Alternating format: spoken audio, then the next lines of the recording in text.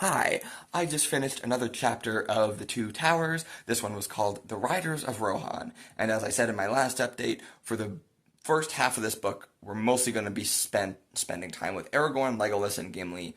First, as they try to rescue the hobbits, and then their quest is going to alter quite drastically. We spent a few chapters with Merry and Pippin, but for the most part, it's these three.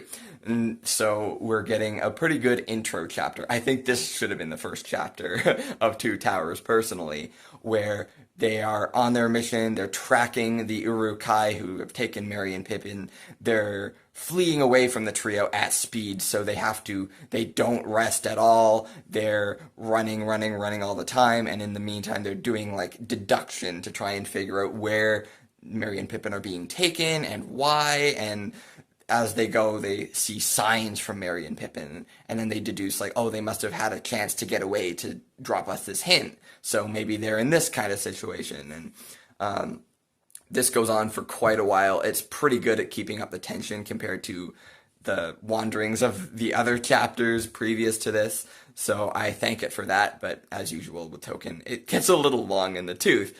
Now, the core thing of this chapter, of course, is that they run into the Riders of Rohan and get some dark rumors and ominous warnings from them in a way that kind of parallels the intro to Fellowship of the Ring, where we're also hearing of like, ooh, shadowy dealings are going on from Mordor and all this stuff, and that's happening here too, except Isengard is now part of this. The titular Two Towers are against our heroes here. So they learn all this stuff. There's a lot of great character moments.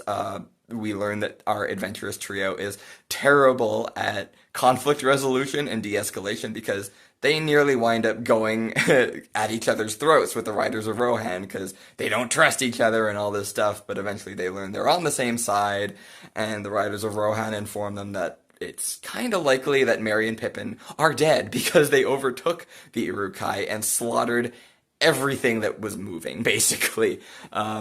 We learned some stuff about how the Uruk-hai and orcs behave. They stole a bunch of horses from the Riders of Rohan, but only the black ones because the orcs wanted to make sure that they, matched with their cute little orc outfits because they love coordinating an outfit. Okay, they love dressing in black. But yeah, and then we get this hints of like there's a gray wanderer cloaked who's around, and it might be Saruman or it might be somebody else. We don't know.